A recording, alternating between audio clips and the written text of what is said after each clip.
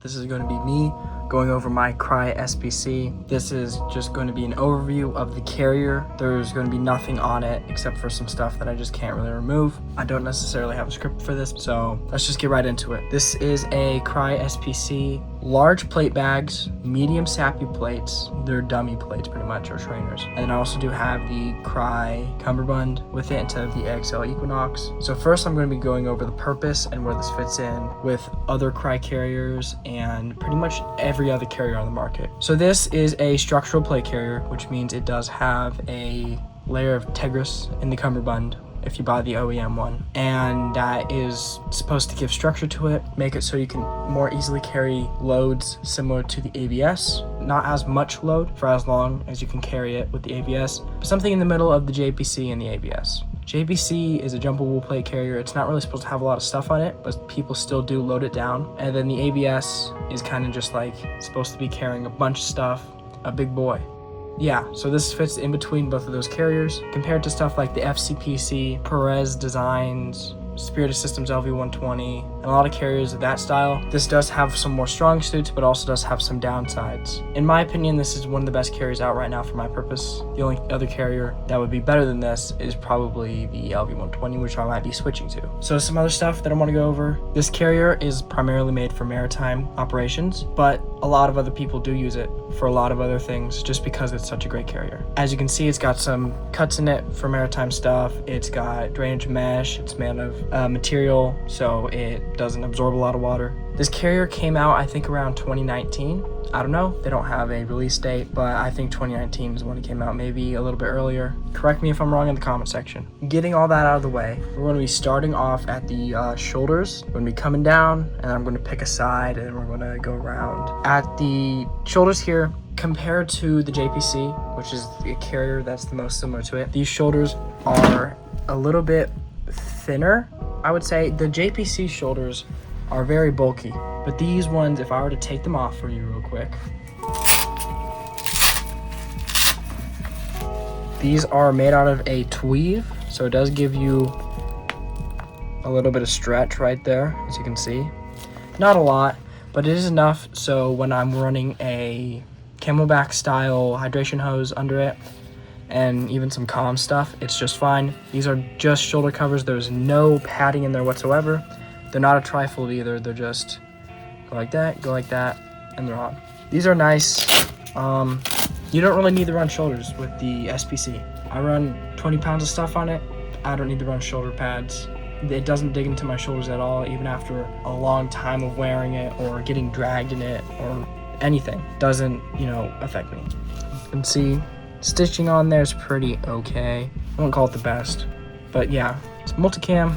They're shoulder sleeves. Under it, you do have this kind of Velcro field. You got this little tab back here. Forgot what it was for. Moving up, you got this kind of cross stitch stuff. Coming to the front, I actually have, this is how it's sized. I got the large plate bags. I'm 6 foot and I have it sized like this so the plates ride correctly. Right up to the little thing here. And then actually, if you're going to the back, it does have this eat off. This is kind of different style of eat off. This has a different kind of pull tab than the JPC has, which is weird. As you can see, comes to the very back. It's stitched in there a good little bit. It's stitched into that much, so I wouldn't worry about this too much. It's stitched really well, and you can actually have it kind of two different ways staged. So if you look over at this other shoulder, which actually has the Crye logo on it, same kind of shoulder, you can actually have the eat off staged high, or you can actually pull it a little bit.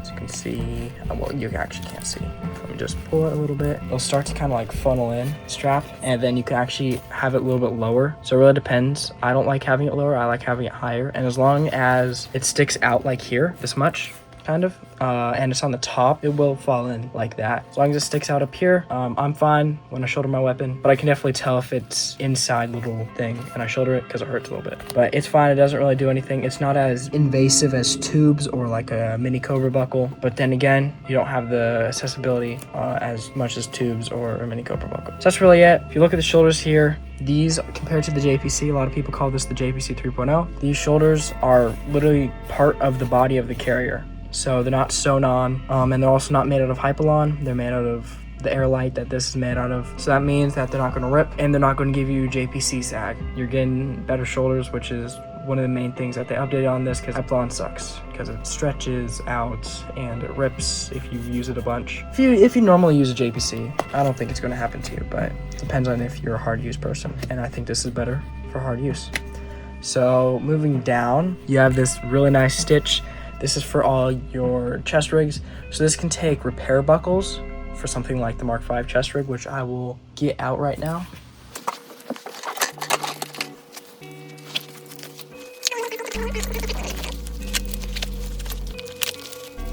So you can actually put on something like this. This is my Mark V. I don't have any buckles plugged in right now, but I can show you real quick. So it only takes really, you can put quasim buckles on, they won't function perfectly. But if I undo this repair buckle like here, and now I put it on, which this is very well sewn into the carrier, so no worries about, even if you have the heaviest of placards, of it getting injured or something.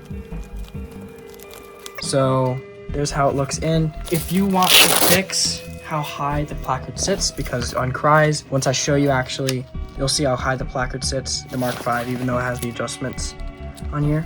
If you want to get something that makes it so it sits the normal height on carriers, you can get the AXL adapter. It also adds a little Velcro feel here, but I don't need it because I'm not running a placard.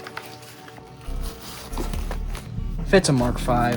This is an adjustable placard again, but if you look at the bottom here, I do have a pouch, but this field's fully exposed. So keep that in mind. So yeah, you can run for repair buckles. And what I prefer doing is actually tucking these in, as you can see on this side. I don't want to remove this because it takes forever to rethread back in. Inside the thing, if you can push these little tabs inside, those little cut up, and then I can actually run this little key card holder, and I can have my spuds there, so you can take it out and wipe down your glasses at distance. Or you can run a placard, and you can also run the alligator clip on your PTT. So this is large plate bag again. You have cuts on the top here. I'm able to run a lot of ATAC systems through here. I wouldn't really worry. I remember I did have a problem with the Faro admin panel. I forgot what they call it. It didn't work well here. I forgot what the error was. I don't know where I put it, but yeah. Moving down, somehow they don't cut right here, but they have the cut down here. I don't know why they did that. It's Crye. This is Molly.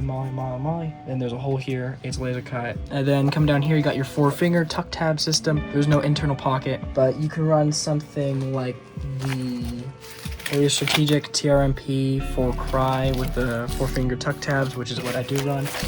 And I'm not going to thread it right now, but just to show you, it fits perfectly, and it comes down pretty much all the way. This is not perfectly lined up, but it does fit well. If you're running a Crye carrier, I recommend you getting the AXL adapter if you're going to run Spiritus panels or literally any chest rig. And if you just get an SPC and you don't care about that, and you like the Haley Strategic offering, which I do like, you can run it in the 4-finger tabs, and it works really well. I prefer the 4-finger tabs over placards right now, just because I don't switch out my chest rig part enough for me to warrant having a placard. So you do have this Velcro field here. For maritime operations, when I was using this is the one of the parts that doesn't dry well. When I would take up my placard, this would still be a little bit wet, but it's kind of because it's sealed in. The rest of this carrier dries really well. That's pretty much it on the front of the carrier, other than you have this little molly down here. I don't know what this is for. It's molly though, and it's stitched really well. And then you have your little button here, so you can attach any really placards to it that have the button snap closure. Crye little label, and open this up, you can see you got a nice field of Velcro right here. I am running medium plates in here. This usually sits really far in there, as you can see. Cool thing is, this thing takes medium plates like a champ, because you're actually able to kind of use the spacer mesh, the 3D spacer mesh, as Velcro. So we're going to move internal of the front plate bag, and then we're going to go to the Cummerbund. So this is actually a modification, just want to get that out of the way. It's an ANA tactical modification that adds tubes to the Crye placard, or the Crye Cummerbund. I would recommend it. A little bit expensive, definitely worth it. I really do like it. It makes the SPC a whole lot better. Or you can get the Axle Cummerbund if you want. I'll get more into the Cummerbund later, and why I like this Cummerbund, and why you might want it. So you also do have this little spoon thing right here. This goes, it's kind of like it's like a pass through for both sides. Can't fit anything else other than a little spoon in there. Yeah, it doesn't go into the plate bag at all, so it's literally just for the spoon. On the side here, you do have this and this. I don't remember what this is for. Correct me if I'm wrong, but this is for the JPC side plates, or really anything that needs kind of these little pull tabs. I'm gonna take off this side, editor, close your ears. So on this side, you have some elastic, heavy woven elastic. This is after a while of use and abuse. It does give you a fair amount of stretch. And it does have a little cut right here, which actually is really nice because when I run comms, I run my push to talk and then I route it through to this side where it has a cut, and I'm able to run it to a radio pouch right here really well because of where that cut sits. It sits pretty much perfectly for it to run straight into your Airlight radio pouch. Run a different video on this or the Maritime Crye offerings, just comment that. It has a little multicam badge here because it is a multicam. It is true multicam, it's not OCP. The internal is literally, this is an average plate, it's a hex plate, it's not a real plate. So 3D spatial mesh with this plate. I haven't ran real plates in here yet, but it works really well. The ventilation works with this. I would expect the ventilation to be fine with actual plates in it, just maybe a little less because this is literally made for ventilation. You do have a little bit, like it's like double layered right here, so it's got like a little bit of kind of like padding compared to the rest of this. This is already kind of like padding because it's 3-dimensional spatial mesh, so kind of like for a lot of people that don't need to run padding on here. At the top, it's kind of sewn right here like double wise, so you do kind of get a little bit of padding at the top here, I guess. That's what I have right now. If you run the whole thing in here, I guess. But yeah, you do get a little bit of padding right here, not a lot of padding right here. So it's not like the thorax where it does have a lot of padding at the top. Stitched well on the sides here. Not much else internal. Cuts on the front make it so you can run comms through the plate bag. Next, we're going to be moving to the Cummerbund and then to the back plate. So this Cummerbund is made out of Tegris, like I said. It's a very nice Cummerbund in my opinion. I don't know how the AXL Equinox stacks up to it, but I do like how Crye did it, where it does have this shovel. So that means even if you do run tubes, it will still be rigid. Compared to a lot of offerings where if you run tubes or Cobra buckles, it kind of just defeats the rigidity. So this is the medium Cummerbund, which actually this Cummerbund does run large. I would not classify myself as a medium Cummerbund. I classified myself as a large Cummerbund. I did not look at the sizing charts before I bought this, but medium Cummerbund does run large, especially for me, and I'm a little bit of a bigger guy, so if you're skinny, definitely get the small, or just maybe look at the sizing charts. I don't know, this is just really big, and you'll see how I tied it at the back and why it's so big. So you do have the shovel, the fraying is nothing. This is just kind of a cover for the Tegris, so I actually have completely covered Tegris. There's Tegris up here, and then it goes pretty much fully through the Cummerbund. This is a rigid Cummerbund. You got Tegris just completely through it. Everything that you see here, there's Tegris under it, all of it. Inside has Velcro, so you can run your Velcro side plates. I think you can run the Faro Adapt side plates since this is a 2-band Cummerbund. I don't know, I haven't tried it, but they do have entire Velcro throughout the entire of it. So you can run patches in here if you want, or anything that has Velcro. You can see the front, you have Molly, then you also have Molly on the back. And if you want to, you can run stuff over the Tegris or Mollied on the Tegris, which takes up pretty much all the space. You can Molly it to this front little thing here, you can Molly it over the Tegris, and then you can Molly it on the back here. A lot of people like the Molly over the rigid part. I don't get the appeal, but you can. And then you have 2 sides of Molly. So you can also run side plates like that with the internal side of Molly, or you can run pouches internal. I used to run a spud pouch on my left-hand side that had my radio, and I ran that internal and it was okay. Still did switch to a dedicated radio pouch though. Starting off kind of with the front of the Cummerbund, you have this kind of thing right here. This is the kind of upgraded eat-off. Again, playing into that, this is kind of a JPC 3.0. You have this handle. This handle actually lays flat and is much better than the other eat-offs. Kind of like runs through this little channel right here, and you can see works amazing. You have this little Velcro thing. It's made out of 2 of these, 2 little nylon kind of webbing things. You have this kind of rubberized, grippy kind of pull tab that's not sewn on, but it's just kind of like on there. So you put it like this. Lays really flat, really out of the way. If I wasn't running tubes, this is fine. You're supposed to actually rip out and that kind of breaks your pocket off, and then you're supposed to rip like this. I would say don't overuse these. These aren't like these. This part might be made really well, but the stitching doesn't really go that deep. As you can see, not that deep. It only goes to about where my thumb is right here, so not even really that far in. So moving to the back, don't tie it like I did. It works. It's got stretch. If I were to show you, it does have stretch. I haven't cut these yet. I'm still figuring out how to tie it, I guess. It does work though, even though it looks completely ugly. So I'm going to talk about this kind of like Cummerbund and the back plate stuff. So if I were to go like this, so you do have a hole up here. Stick my finger through here. So you do have a hole right here for your Cummerbund. Then going down, you do have a hole right here for your Cummerbund. Then as you can see, hole at the bottom. So you can actually run a 3-band in the same position as the JPC Cummerbund. You can run a 3-band 1 molly space down, which will kick your back plate up, put it in the right position. Or you can run the correct Cummerbund, the Crye Spc Cummerbund, and you can run it normal position.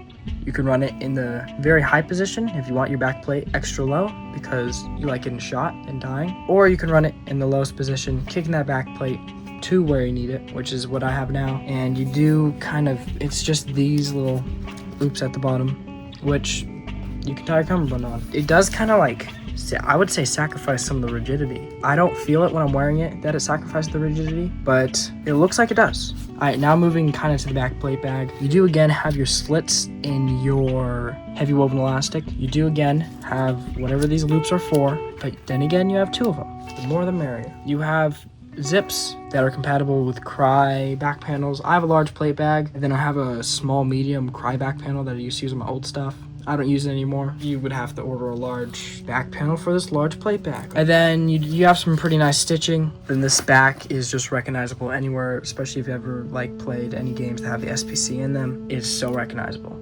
I have the Novice plates in there, so you can actually see the hex plate kind of design, and you can actually literally see the pass through to the spacer mesh. You can tell why it has such great ventilation with these specialized plates in. Without these plates in, you still get good ventilation. So you have cuts for your molly back panels. I run a Haley Strategic. I used to run a Faro Adapt Water, which is right there, and also run their Adapt dual GP back panel. If you want to run any of those, you can't use these zippers. Even though it does work on these zippers, you can't, like, the back panel will go to here, so you can't zip it on both of them.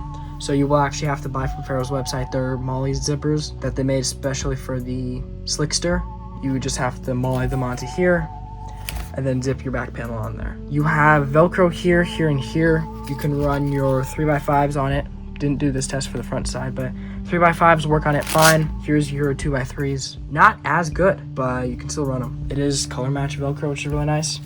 This is a major complaint, by the way. No molly at the top here. So there's no molly cuts at the top here. I think, this is not advice, but I think I've seen people that actually just take a knife and cut this. When I cut the little thing off right here, it's not fraying at all, so I might do it just so I can actually run my Haley Strategic flat pack correctly through the top molly, but I don't know. I don't want it to just end up ripping completely. And then you do also have the kind of same shoulder design as they have in the front, but there's no pull tabs on the back. So that's kind of the back plate. Moving internal, you have the same spacer mesh as earlier, kind of just replicated completely. And then if you rip this open, you have your Crye little tag. What's made out of it, I'll read it out for you since you probably can't see. Body 100% nylon with polyurethane backing. Base vest 100% nylon. Mesh 100% polyester. Don't machine wash. Remove dirt by using cloth. Hand wash with warm water and cloth or soft brush. Air dry indoors or in shade. Manufacturer Crye Spc, Brooklyn, New York, made in USA. Just got your little, pretty much certificate of authenticity. So that is an overview of the Crye Spc. Again, large plate bags, medium Crye Cummerbund with a quick detach here from A&A Tactical. I do recommend this carrier. This is the best carrier I've had so far, and I've had upwards of 7 carriers, and I've had experience with lots of them. This is the best carrier other than the LV-120. LV-120 looks promising. FCP CV6 might come out soon. I don't know when you're watching this, but this is a good carrier as of 2026. Just subscribe and join the Discord if you want to hear me yap more. Bye, y'all.